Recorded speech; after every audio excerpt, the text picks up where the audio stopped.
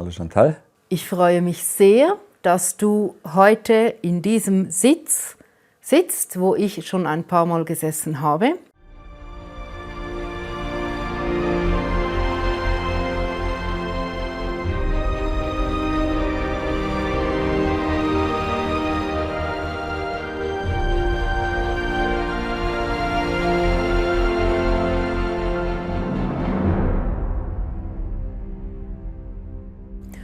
Und wir haben uns entschieden, dass wir heute die Rolle tauschen. Das heißt, ich frage dich und du antwortest.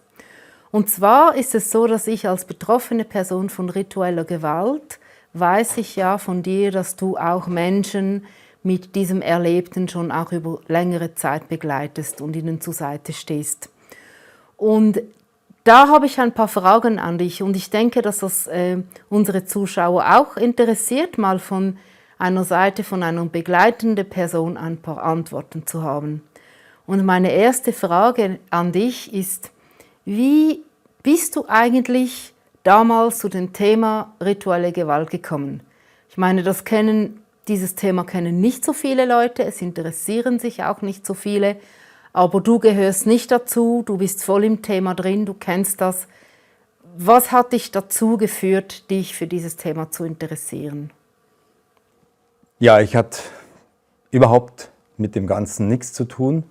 Bin ganz normal aufgewachsen auf einem kleinen Bauernhof in Oberbayern und da kriegt man also von alledem überhaupt nichts mit.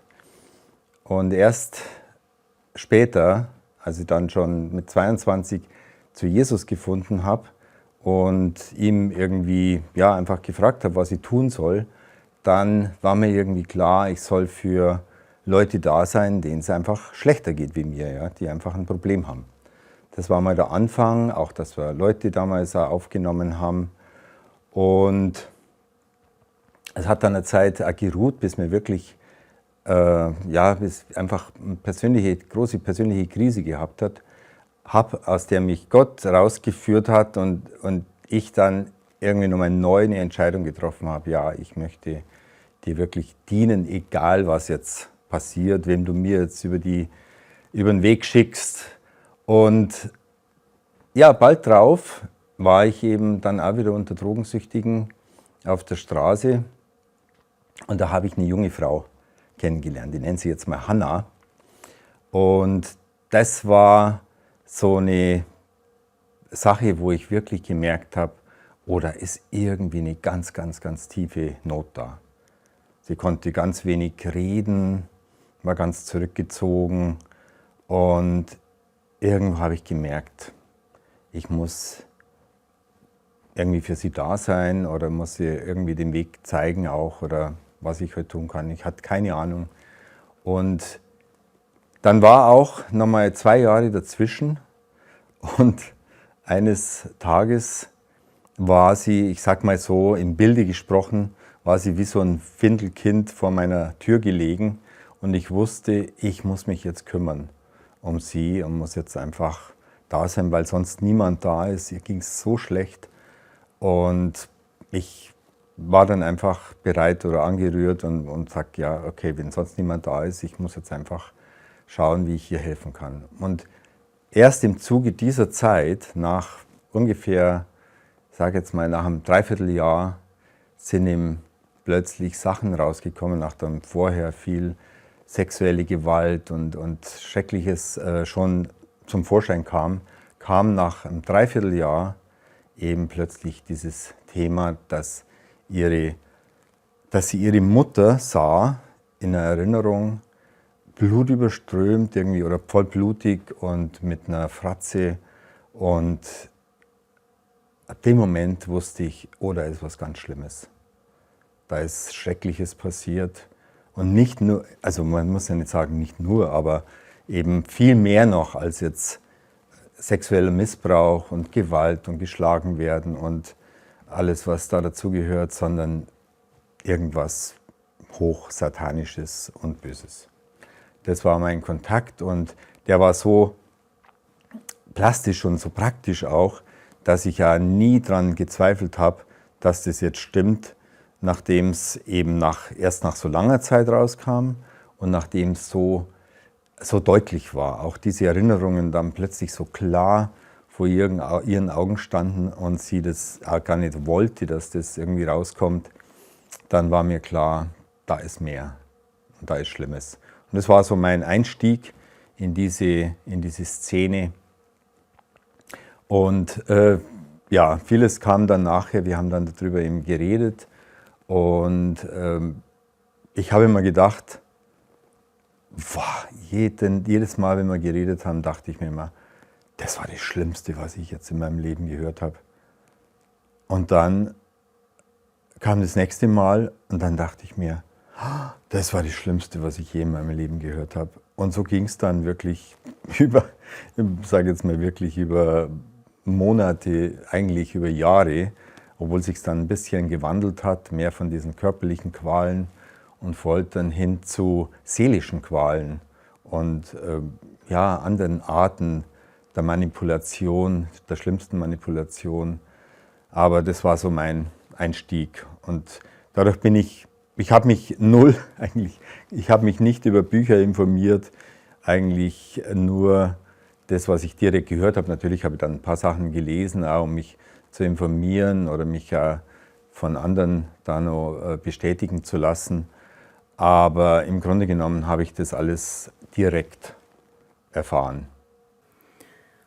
Also sozusagen 1:1 hast du das mitbekommen, wie das, ja, wie sie auch so Schritt für Schritt hat angefangen, ihr Schweigen zu brechen und Vertrauen gefasst hat. Und da bist du in eine Welt quasi hineingetaucht worden, wo du vorher gar nicht gekannt hast, Genau. oder auch vielleicht gar nicht daran gedacht hast, dass so etwas existiert. Ja. Ja, steiler Einstieg, ganz krass. Also ich kann mir auch vorstellen, dass das sehr, sehr viele Herausforderungen dann mit sich gebracht hat. Ich weiß das ja selber von mir, dass das ein steiler Weg ist, der nicht einfach ist. Was kamen dann, nachdem sie angefangen hat, darüber zu sprechen, was kamen dann für Herausforderungen jetzt auf dich zu, jetzt so als begleitende Person? Ja, erstens mal war es natürlich alles neu. Im Grunde genommen man ist es irgendwo total verunsichert und weiß nicht mehr, vor allen Dingen weiß man nicht, weil für mich war es ja alles auch neu und im Grunde genommen konnte ich in allem nur zu Gott gehen. Ja. Ich habe immer nur gefragt, ja, was soll ich denn jetzt machen, wie soll ich denn jetzt damit umgehen? Ja. Und ich wusste oft nicht, wie das weitergeht. Dazu kam, dass die Hanna, dass die eben drogensüchtig war. Und das war natürlich hier ein größeres oder einfach sehr gefährdet, eben dann später rückfällig zu werden. Von daher kam alles zusammen. Also alle menschlichen Probleme, auf der Straße gelebt zuerst und dann untergebracht. Also es kam irgendwo auch die äußerlichen, die praktischen Dinge zusammen und dann natürlich vor allen Dingen diese psychischen. Und ich wusste, ganz ehrlich gesagt, das sage ich jetzt auch allen, die jetzt hier sagen, ja, da würde ich mich ja überfordert fühlen. Ja, ich fühlte mich auch total überfordert. Ich wusste eigentlich nicht, wie es gehen soll. Ich wusste oft nicht, wie der nächste Tag, oder wir wussten das auch oft nicht. Aber ich habe die Sache eben auch Gott abgeben können und immer zu Gott geschrien, ja, dass er irgendwas macht, und so ist halt der nächste Tag gekommen. Und so ging es halt die ganze Zeit dahin und es waren ganz verschiedene Herausforderungen, eben auf dieser Suchtthematik, dann auf dem, dass ich ja, konnte ja nicht immer da sein. Ich hatte ja meine ganz normale Arbeit und meine anderen Kreise. Und von daher musste ich versuchen, das irgendwo unter einen Hut zu bringen. Ja. Aber irgendwie ist es gegangen. Da waren auch andere da, wo sie dann auch sein konnte, Familien, wo sie auf die Kinder aufpassen konnte. Und irgendwie ist es halt dann wirklich von einem Tag zum anderen weitergegangen. Und ja, wenn ich mal so also ich sage jetzt mal, wo es die besonderen Herausforderungen waren, waren wirklich das, dass die Hanna sozusagen immer verschwunden war oft, ja, und ich dann praktisch nicht mehr wusste, wo sie jetzt hier sich aufhält. Und ja, man kann ja nichts machen dann, außer zu beten, dass sie eben wiederkommt, ja, das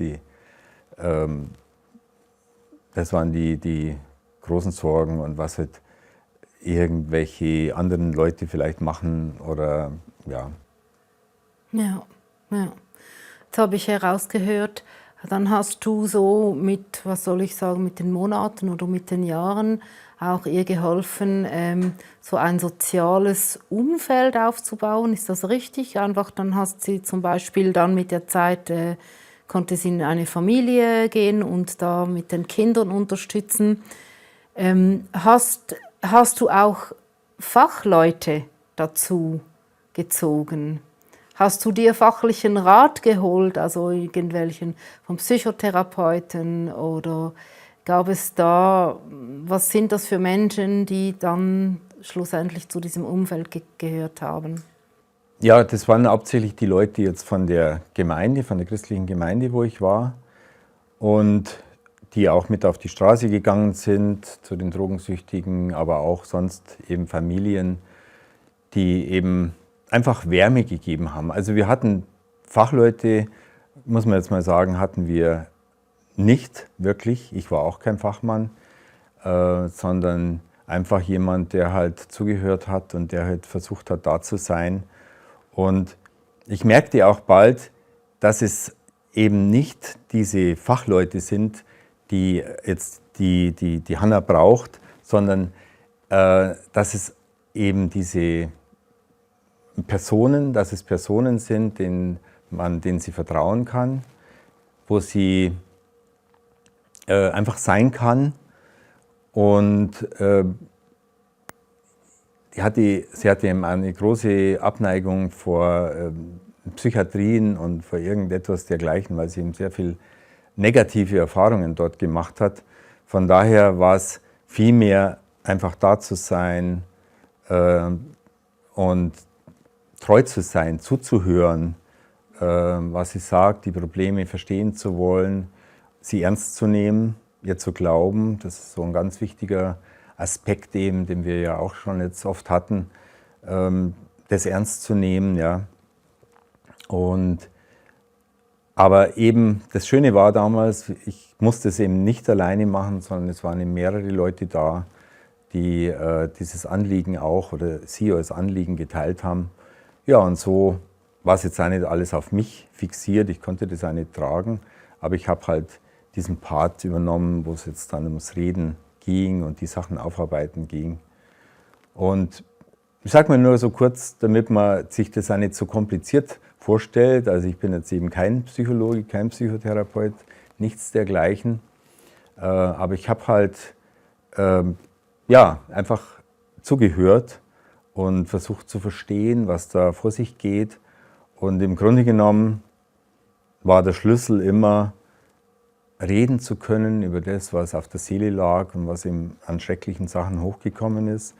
Dann haben wir darüber gebetet, das Gott abgegeben, und dann war eine Episode rum. Und in der Nacht war dann der Schlaf gut. Und dann beim nächsten Mal kam halt dann das nächste. Ja. So war die Geschichte so im Groben, aber eben ohne große fachliche Betreuung. Vor allen Dingen, weil wir auch gesehen haben, es geht weiter, es geht vorwärts. Es war nicht jetzt irgendwie eine Verschlechterung, sondern es ist Stück für Stück langsam, Stück für Stück besser geworden. Und ich sage mir nur die eine Sache, die Hanna, die hat also die ersten 3 Jahre kam kein einziges Mal irgendein Lächeln. Und nach 3 oder 4 Jahren, ich weiß es nicht genau, war dann mal wirklich ein Lächeln da. Und das war irgendwie eine großartige Sache. Sie kann jetzt wirklich lachen, herzhaft lachen. Aber man hatte gemerkt, es geht vorwärts. Und es ist nicht umsonst. Wir müssen einfach vieles hier aufarbeiten und wegräumen. Aber es hat Sinn gemacht, ja.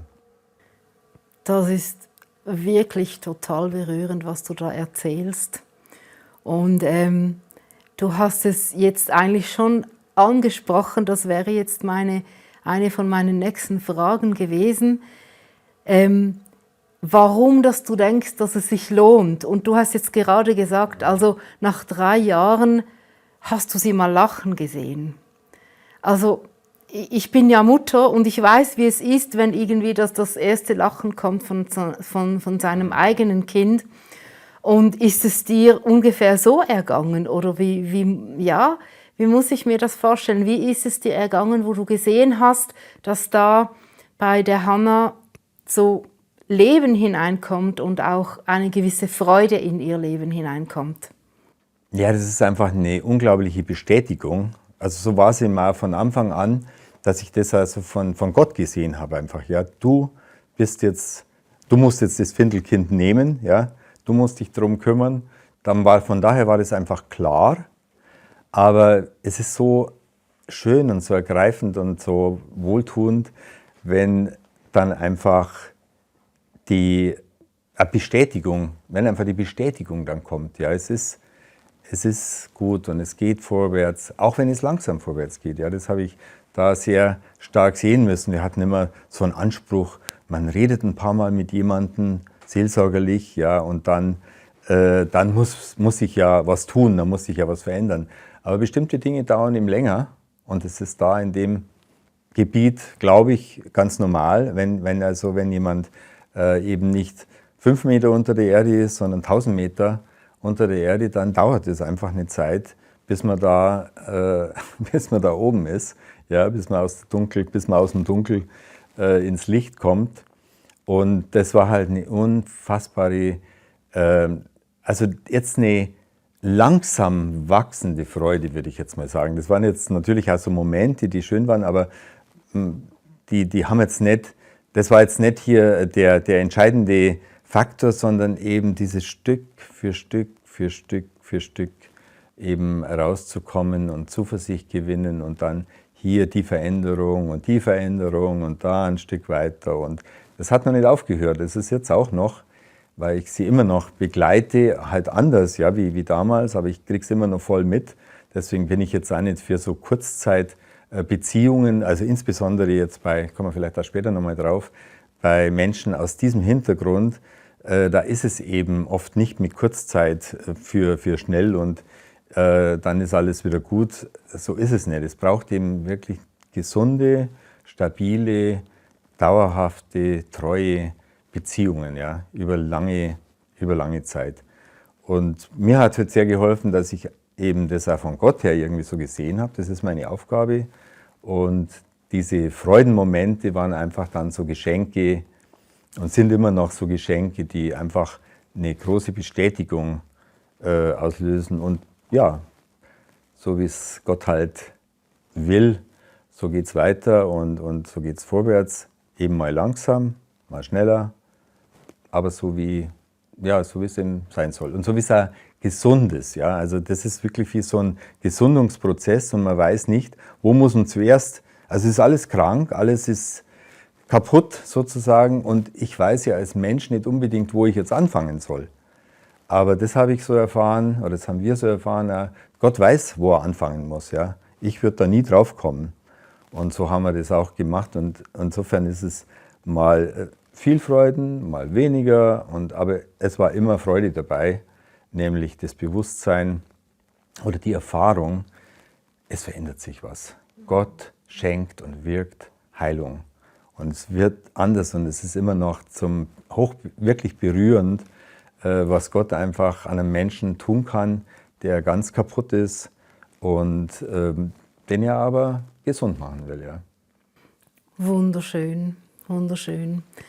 Du hast vorhin gesagt, eben, es geht ja, du hast so ein Bild genommen, es geht nicht um einen Menschen, der irgendwie nur 5 Meter unter der Erde ist oder in einem Loch ist, sondern irgendwie 1000 oder 2000 Meter. Ich weiß nicht mehr genau, wie du das formuliert hast, aber das Bild finde ich ganz schön. Und es gibt ja wirklich auch Stimmen, die sagen, also eine Person, die rituelle Gewalt erlebt hat, die ist so kaputt gemacht worden, da ist praktisch keine Hoffnung mehr, dass irgendwie aus dieser Person etwas wird oder dass sie Freude erleben kann oder auch ein gutes Leben führen kann. Jetzt habe ich auch von dir gehört, ja, dass du auch der Hannah ja Freundschaft geschenkt hast und dass sich dann auch dadurch viel verändert hat ins Positive. Gibt es noch andere Punkte, die du sagen würdest aus deiner Sicht als Begleitperson, was eine betroffene Person braucht, um eben in eine gewisse Stabilität zu kommen? Ja, wir hatten das bei unseren Gesprächen auch schon öfters angedeutet. Also Menschen, die einen wirklich glauben, die einen ernst nehmen und die einfach stehen. Also auf gar keinen Fall irgendwie falsch sind. Das kennen die ja, oder das kennt ihr ja zur Genüge, ja, sondern die 100% hinter einem stehen. Und ja, Treue, Geduld, ausharren, eben nicht schnell aufgeben, sondern durchgehen durch das Ganze. Uns hat da sehr geholfen, das war dann irgendwie so deutlich geworden, dass ich einfach die Vaterrolle einnehme. Ja? Vater, Tochter, diese Beziehung, wo man weiß, der steht einfach zu mir, egal was ich mache, ich weiß. Und es hört da nicht auf. Natürlich hört es auf, man hört auf, ein Kleinkind zu sein und dann wird man irgendwann jugendlich, dann wird die Beziehung halt anders und irgendwann ist man erwachsen, aber Vater bleibt Vater. Und ich kann mich immer darauf verlassen, dass er da ist und dass er mir sein Ohr leiht, dass er mir glaubt, dass er mich ernst nimmt, dass ihm um mich geht, dass er keine komischen Absichten oder hat, wo er sich selber einen Vorteil aus der Sache ziehen möchte, in keiner Weise, sondern ein Vater ist einfach da, um seinen Kindern Gutes zu tun. Und diese Beziehung, die hat vieles geklärt. Man klärt dann nach außen hin vieles, dass jetzt da nicht irgendwie eine andere Beziehung oder was da ist, sondern einfach eine Vater-Tochter-Beziehung, ja, die steht und die für immer steht. Und ich denke, das ist so ein Faktor, wo man dann eben mit der Zeit eben Sicherheit gewinnt. Und das ist ja das, was ihr im Grunde genommen, was man euch eigentlich bewusst entzogen hat. Vertrauen zu können oder einem Menschen irgendwie trauen zu können. Ja? Es wurde ja genau das Gegenteil gemacht, zerstört. Und das ist eigentlich so eine entscheidende Basis, um gesund zu werden, um seine Persönlichkeit auch finden zu dürfen, weil man ja nicht mehr gezwungen wird in die eine oder andere Richtung, weil es nicht mehr ums Überleben geht, sondern weil man einfach sein darf, weil man Würde bekommt, weil man Anerkennung bekommt und eben auf eine ehrliche Weise, nicht jetzt irgendwie getrickst oder um ein bestimmtes Ziel zu erreichen, sondern einfach aus dem reinen, aus dem Sein raus. Ja? Man ist und man bekommt, oder man ist eine Identität und man bekommt einfach die Anerkennung und man sieht es und dann entwickelt sich halt so langsam, und das muss man wirklich sagen, dass das bei euch ja leider oft schier ausgelöscht ist, aber es ist nicht auszulöschen.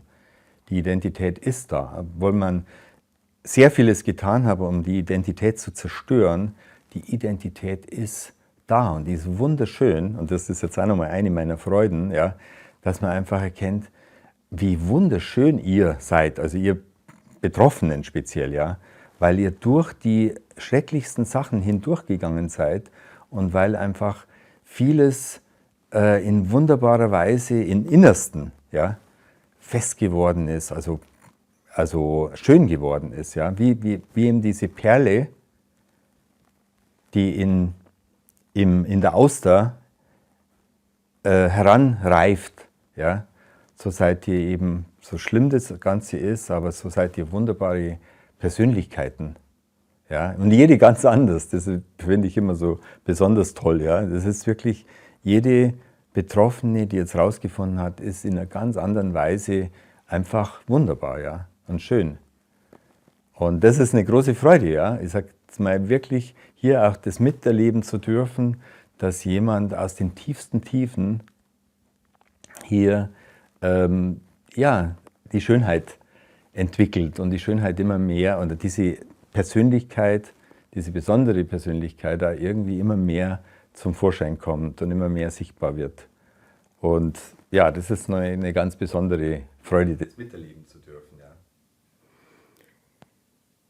Ja, schön, sehr schön, wie du das formulierst. Und du hast am Anfang eben auch davon gesprochen, dass es ja auch sehr viele Herausforderungen gegeben hat. Und wir haben darüber gesprochen, was braucht eine betroffene Person. Aber was hast denn du als Begleitperson auch gebraucht? Eben in diesen Herausforderungen. Ich meine, da konnte ja dir nicht die Hanna helfen, sondern du warst ja damals der Helfende. Was braucht eine Begleitperson aus deiner Sicht heraus, um so standhaft zu sein über so eine längere Zeit, die es ja wirklich auch braucht, diese lange standhafte Zeit? Was braucht eine Begleitperson aus deiner Sicht heraus, um das bieten zu können? Gut, ich sage es natürlich jetzt stark in Bezug auf mich selber. Grundsätzlich habe ich es schon ein bisschen angesprochen, diese Treue, diese Bereitschaft, eben wirklich da zu sein, aber auch, das muss man auch sagen, eine innere Ausgewogenheit, um jetzt nicht sich irgendwie übernehmen zu lassen. Also man braucht sehr wohl sein eigenes Leben, aber man braucht eben Treue und man darf sich nicht von den Schwierigkeiten und von den Rückschlägen oder irgendwas abbringen lassen vom Weg. Aber was mir jetzt eben besonders wichtig ist oder klar wird, es braucht einen klaren Auftrag. Und ich hatte den klaren Auftrag, Klaus, das ist dein Findelkind, kümmere dich drum. Und das sage ich halt jetzt auch als Christ, und vielleicht sehen es ja manche auch, die gläubig sind, dass sie wissen müssen auch, was sie zu tun haben. Ja? Das heißt jetzt nicht, dass man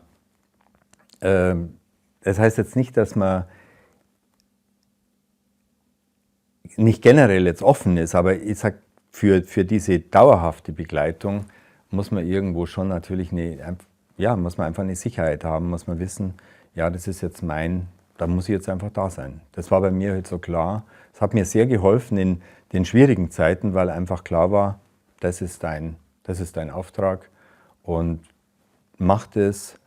Und wie wenn Gott mir sagt, ja, ich bin bei dir, ich helfe dir schon. Du musst das nicht alleine machen.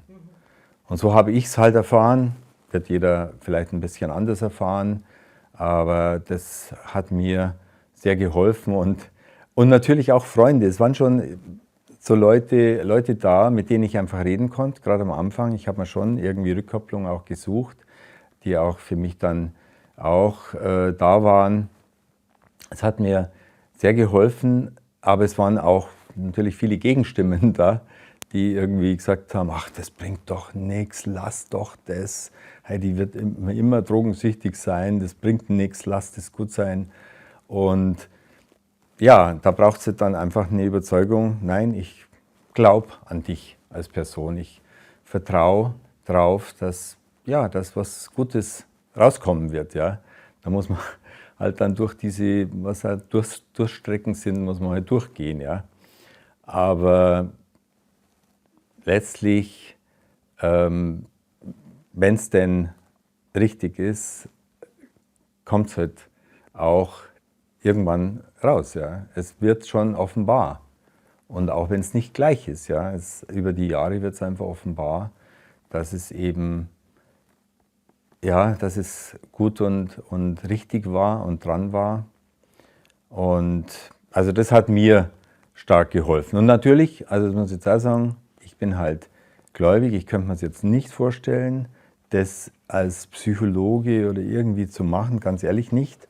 Aber ich sage es eben in Bezug auf mir, ich konnte es nur machen, weil ich eben an Jesus geglaubt habe und weil ich seine Hilfe, weil ich ihn um Hilfe bat und vor allen Dingen in den ganzen Dingen, die wir durchgesprochen haben, weil ich sein Wort gehabt habe als Richtschnur. Also die Bibel hat mir unglaublich viele Antworten gegeben auf die offenen Fragen, auf die Dinge, die ich einfach nicht einordnen konnte. Die Bibel hat mir so viele Antworten gegeben, oder Gott hat mir durch die Bibel so viele Antworten gegeben, die enorm wichtig waren, um weiterzumachen. Aber zum anderen auch, gerade wenn es jetzt dann darum geht, hier, man hat ja auch Angst, dass die Täter kommen und dass sie wieder abholen und dass sie überhaupt mit keiner Wimper zucken, jemanden umzubringen.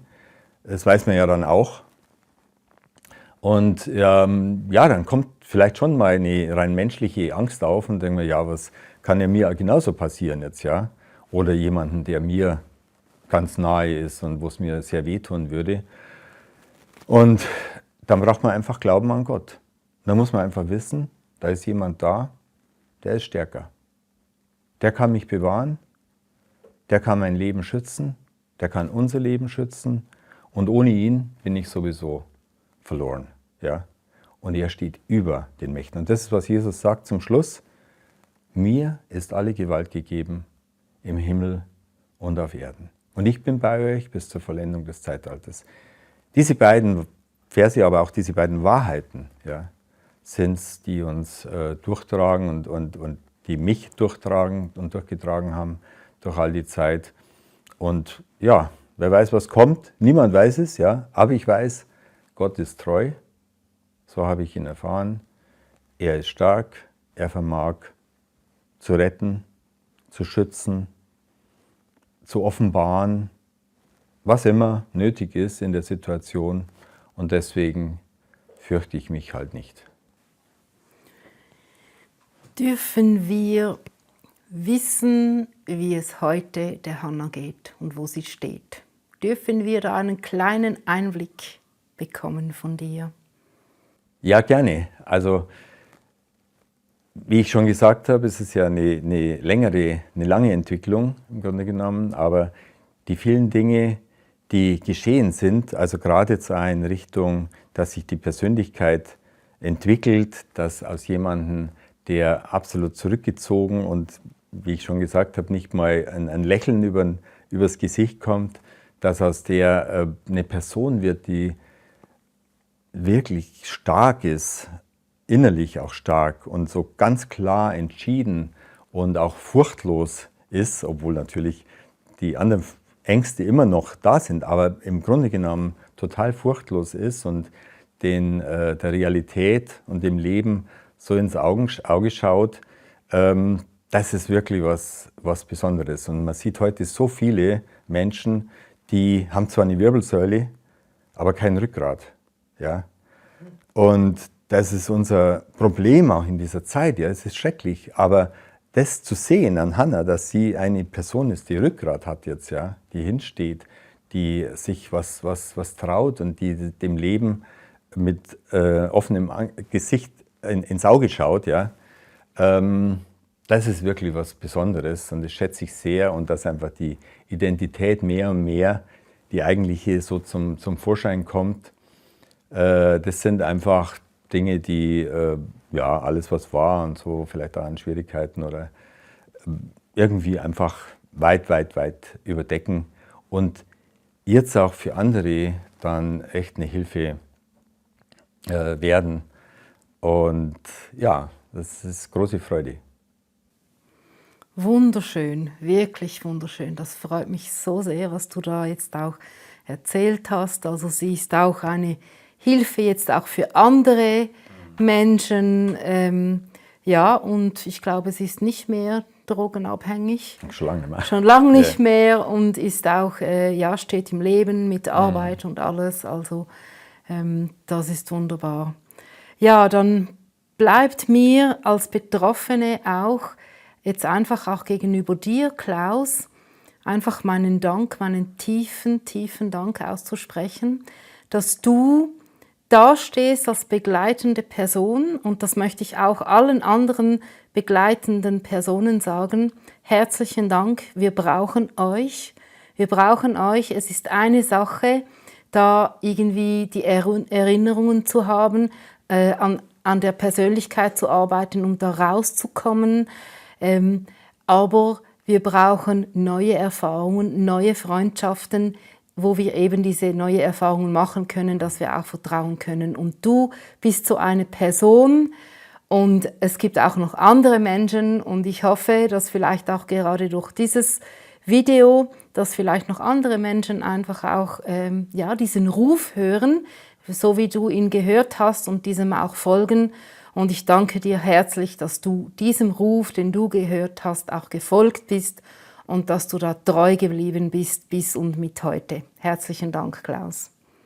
Ja, ich bedanke mich auch und bin einfach glücklich, dass es euch gibt, und möchte einfach nochmal sagen, an dem Ganzen, es bin nicht ich, ja, sondern ihr seht an dem Ganzen, dass Gott einfach ein ganz, ganz großes Interesse an euch, an den Schwachen, an den Elenden, an den Geschlagenen, an den Missbrauchten hat, und dass er euch rausretten will und dass er euch glücklich machen möchte und zu sich ziehen möchte, in die Ewigkeit. Zu sitzen auf seinem Thron mit ihm.